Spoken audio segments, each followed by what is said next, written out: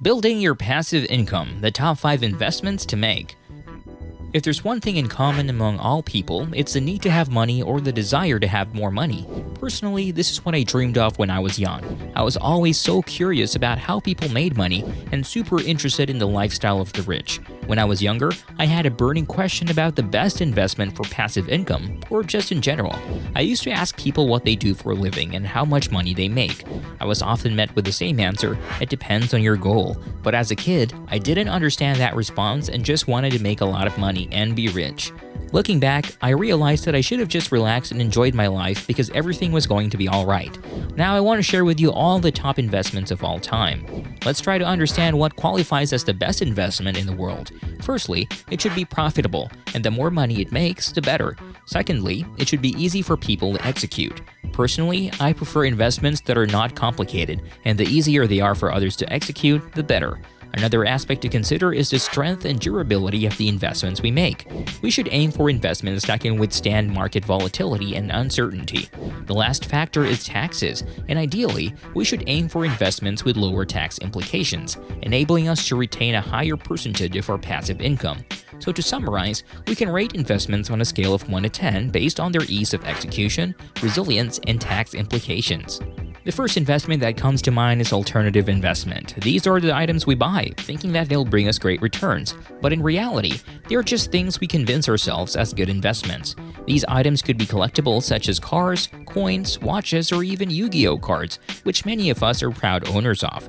However, these investments don't generate any actual value. They're just there to look good and appreciate in value over time.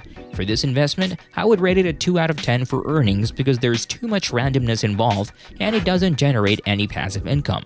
However, it does score highly on accessibility since anyone can invest in it from anywhere in the world, making it an 8 out of 10. In terms of safety, it's not the best investment as it can be damaged, stolen, or become worthless at any moment, so I would give it a 5 out of 10. Determining its intrinsic value is difficult as well. Moreover, when you decide to sell these items, you won't benefit from any tax write-offs, and you'll be subject to a long-term capital gains rate of 28%, provided you hold on to the item for more than a year. Therefore, I would rate this investment a 3 out of 10 in terms of taxes, bringing the total score to 18 out of 40 and making it the lowest ranked investment on the list.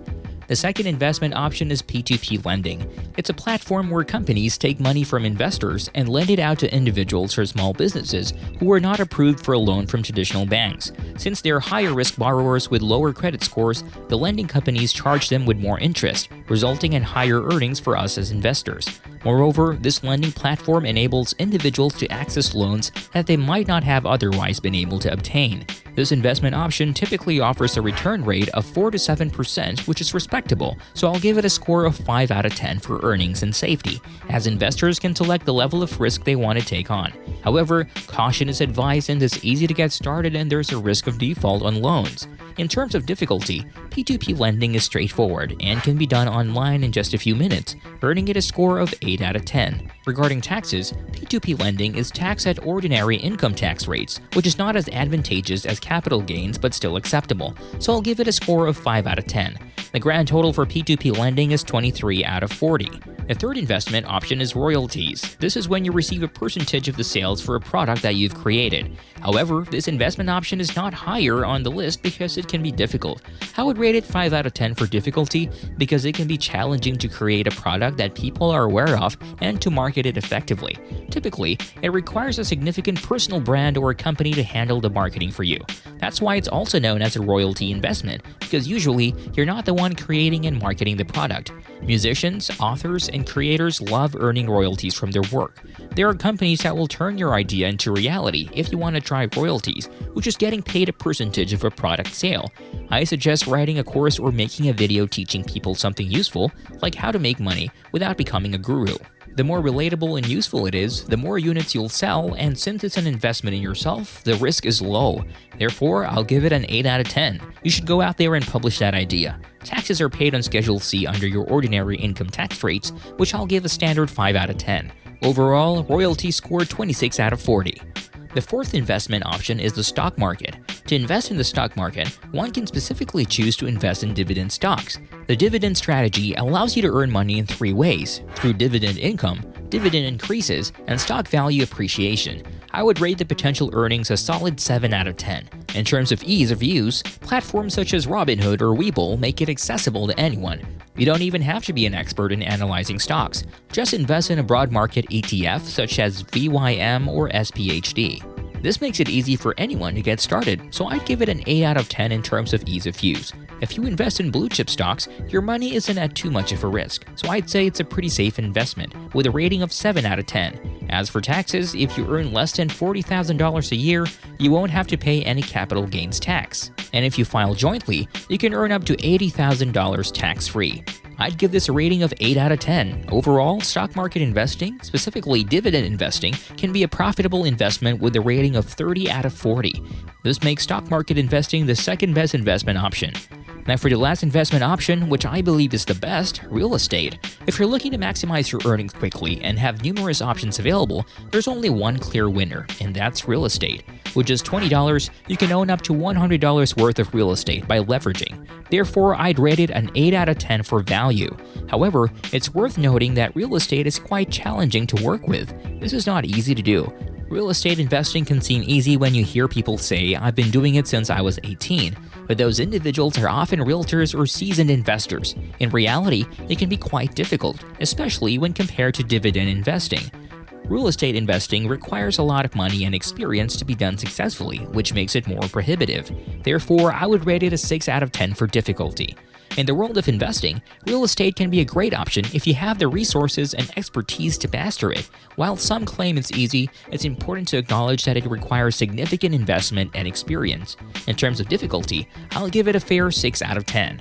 However, if you can become proficient in it, real estate can serve as a hedge against inflation and provide stability akin to a blue chip stock, earning it a solid 8 out of 10 for safety.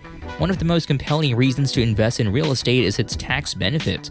Property taxes and mortgage interest are both tax write-offs, providing ample opportunities to offset your income. As a result, I'll give real estate a 10 out of 10 for taxes, making its total score 32 out of 40.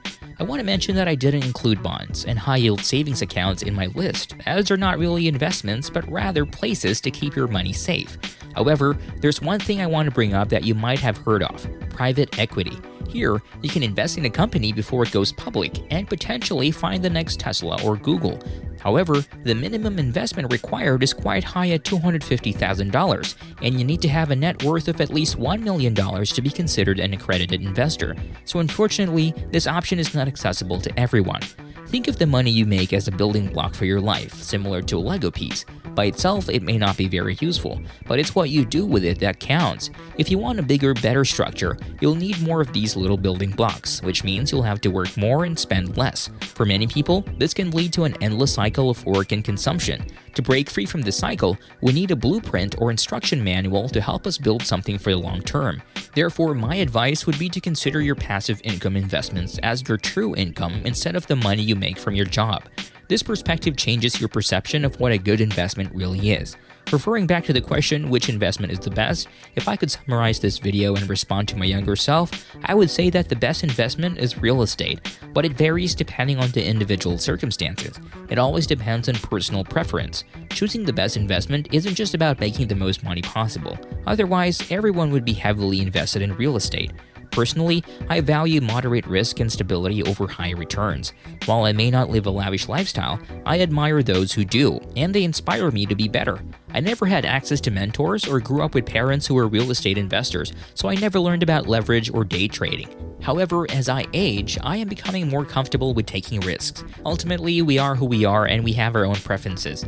Rather than focusing on where to invest your money, prioritize increasing your income and building a savings rate. The more money you save, the more you keep, and the more money you'll ultimately have. Thanks for watching, and I hope it was helpful. If it was, let me know in the comments. Stay tuned for the next video and have a great day. See you soon.